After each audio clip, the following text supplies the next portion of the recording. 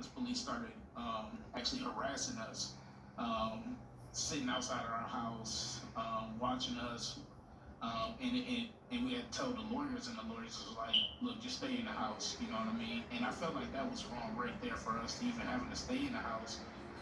Like we did something wrong. You know what I mean? Because when we knew him, that's not right. Um, yeah, it wasn't right at all. So we felt scared and frightened for our lives, as well as, you know what I mean, Minneapolis police riding around through our neighborhoods. It's absurd. I can imagine yeah, seeing that video and seeing your friend in that situation and the reaction, obviously, not only just, I mean, protest here in Minneapolis, but throughout the nation, throughout the world.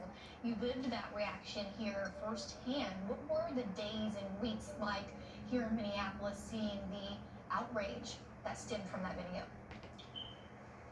Um, it was chaotic. Um, people were scared. People were frightened. People were worried. Um, we people were questioning the system that we actually uphold, and to the point where people felt like they were tired. You know what I mean? Unfortunately, there was some riots that occurred, and a couple people actually lost their lives to that. Unfortunately, and rest in peace to the members of the that lost their lives during those riots. But yeah, the community and the people want change, and so that's what happened. You know what I mean? It was an outrage, an outsparking of the nation cry. The nation cried for this. Right. What was it like to see the world react to your friend, someone you knew for years, you saw him every day in his life, and to see him die in that way and to get to see this reaction? What was that like for you and your friend? Um, I was just still at the same time just like shocked. I couldn't believe that he's still gone. You know what I mean? Seeing the stuff that was happening around me, it was crazy. You know what I mean? I still couldn't believe it. Even to this day, if you ride through the neighborhoods right now and see the vacant lots and stuff like that, stores where the places where these stores were, you're just like, wow. You know what I mean? The community and the people were not playing. You know, so it was heartache seeing it. But like I said, I think it was just a time where the people was just like, look, we're fed up. The forefront for a lot of the rallying cries, the marches, the protests. You even started United We Walk. Tell me about that.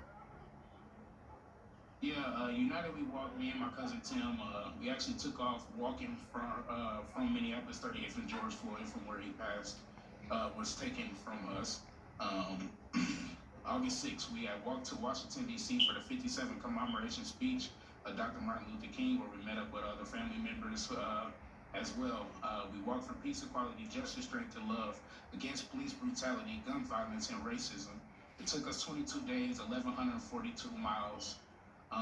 And along that journey, we dealt with a lot of racism, white supremacy. A buddy of ours, as we linked up with Frank Nitty in Pennsylvania, a buddy of ours, he had got shot in the face with a shotgun by white supremacy in the middle of the street, protesting, peacefully protesting, exercising our First Amendment rights.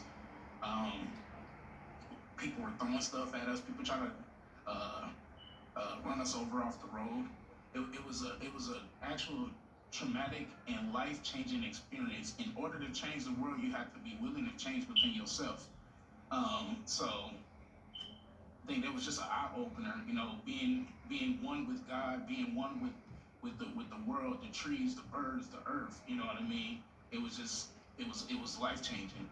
So when we made it to Washington D.C., it was breathtaking. You know what I mean? Everything we did was recorded live on United We Walk platform. I started off on Cortez Rice on Facebook, and we also got that on Facebook, United We Walk as well, and on Instagram as well. Along the way, we have met some beautiful, strong families. Oh, sorry, go ahead. No, go ahead. I'm impressed. 20 days walked from here to Washington, D.C. Very impressive. And what motivated you the whole time? Obviously, your friend George Floyd, and for change. Yeah, we just felt like we needed to do something. Prior to that, Terry Willis had walked from Alabama to Minnesota, and that was somewhat of an inspiration, to us to like we can do this too. You know what I mean? And like I said, we took the lunch meat, took the bread off our microwave, gassed up our car, had a couple $100 in our pocket, and we just took off. We felt like we needed to do something, that something needed to happen right then and there, and we just did it. What have you gotten? The trial's going to start on Monday. We have a jury now. Cortez, I know you've been keeping up with it. You've talked about your impressions of jury selection. With the trial starting, what are you planning? Are you planning any marches, rally, anything with United We Walk? I know I met you at the protest last Friday. What can we expect with the weeks to come? Well, the people of the community, there's so many organizations and nonprofit organizations that's out here. We're going to continue to stay boots to ground out here, fighting for change, inequality, and justice. There's events that we're upholding almost every other day out here, regardless of the weather, rain, sleet, or snow. We're going to continue to be out here boots to ground. We want change. We want justice. We got families supporting families against police violence. Twin Cities, TCC for Jay, and other organizations out here pushing legislation changes so we can get the change that we need in our communities. So, like I said, I'm going to continue to stay boots to ground out here, continue to keep up the good trouble, and I can't stop and I won't stop. Thank you so much, Cortez. It means so much that you took time out of your morning to come visit with us, give us an up-close glimpse about how this has affected you, those friends of George Floyd, and the city of Minneapolis. We'll be in touch with you. Thank you again.